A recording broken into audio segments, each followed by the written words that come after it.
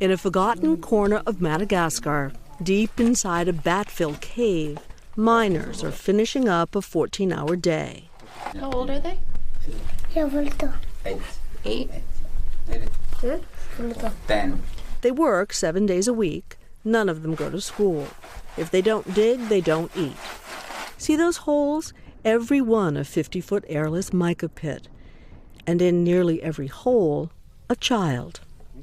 These kids are helping satisfy the world's dependence on mica. Sometimes called a magic mineral, it's used in every car, every phone, and every plane because it doesn't overheat. It's estimated that more than 10,000 children work here in the mica mines. They earn pennies a day if they're paid at all. They don't have any money, they don't have any choice. We meet this family of 5. They live on less than $3 a week and 1 cup of rice a day. And what they have is 1 cup of rice? 1 cup of rice for 5 of them. That's pathetic, right?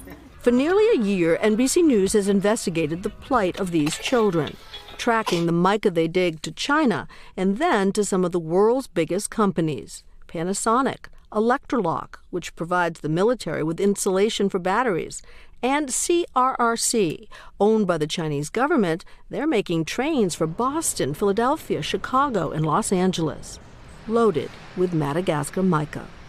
We take our findings to Washington, It has to be stopped. where Democratic Senators Ron Wyden and Sherrod Brown have been working since 2015 to end the importation of products made with child labor.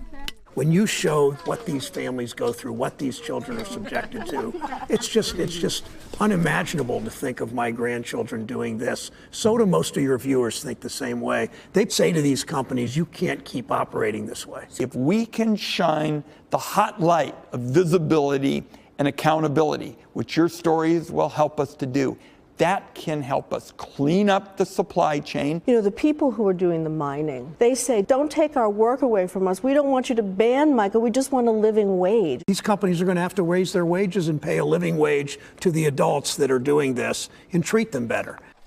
But that will take time. Meanwhile, these children, like thousands of others, dig. Every breath laced with mica. It is what they have. It is all they have.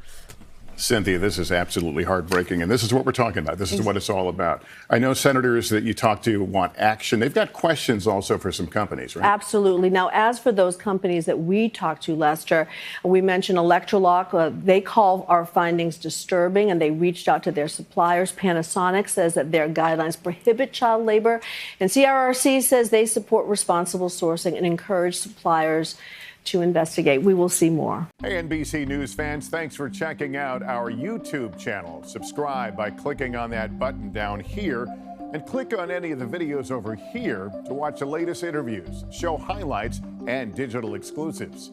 Thanks for watching.